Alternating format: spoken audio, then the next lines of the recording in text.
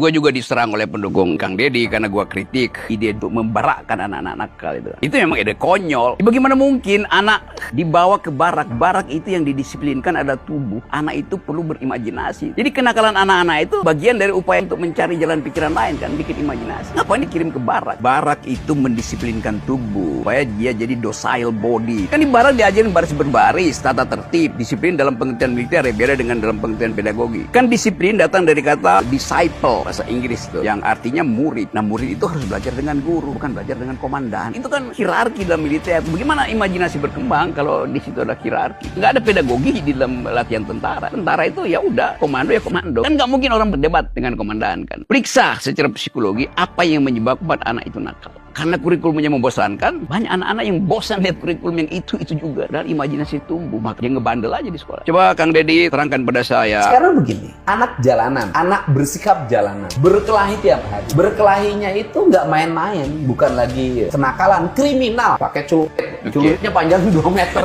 Penanganannya selama ini apa sih? Dipanggil di sekolah, dinasehatin, nggak bisa. Saya mengatakan, oh ini harus diselesaikan. Nah ini kan pemahaman barak militernya salah. Orang lain memahami barak militer itu adalah barak militer kayak di Amerika. Di Kodam 3 Siliwangi ada namanya Dodik, kan Komando Pendidikan. Calon karyawan swasta dididik di situ. ASN prajabatan di situ. Anak-anak itu dimasuki di situ karena tentaranya sudah tentara guru, bukan tentara perang, hadir menjadi ayah. Maka dia ngerti psikologi anak. Setelah itu saya lengkapi dong dengan grafolog, psikolog, psikater. Ada rangkaian tuh analisis. Dipilah anak-anak itu. Kan yang terjadi berhasil. Justru ketika balik orang tuanya itu problem. Anak-anak itu tidak mau pulang. Sudah selesai. Tapi dia nggak mau pulang karena orang tuanya akan membuat dia depresi. Jadi problem Indonesia itu bukan hanya pada anaknya, pada orang tua dan lingkungan.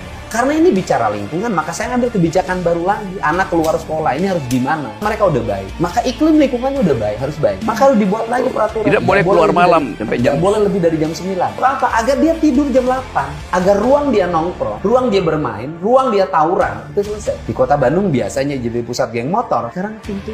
Sekarang tuh dalam sebulan ini di Kota Bandung hanya 1 kasus. Di tengah anak-anak hari ini yang mengalami depresi karena lingkungan yang semakin rusak, alam ya rusak, oksigen rusak, bising suara. Mereka setiap hari bermedia digital, konsumsi makanannya sudah tidak berserat, tidak bernutrisi, banyakan berlemak, bergula, berasam, dan pedas. Melahirkan anak yang mengalami problematika. Sedangkan guru di sekolah hanya guru BK. Gimana? Maka saya sudah kerjasama dengan 200 psikolog.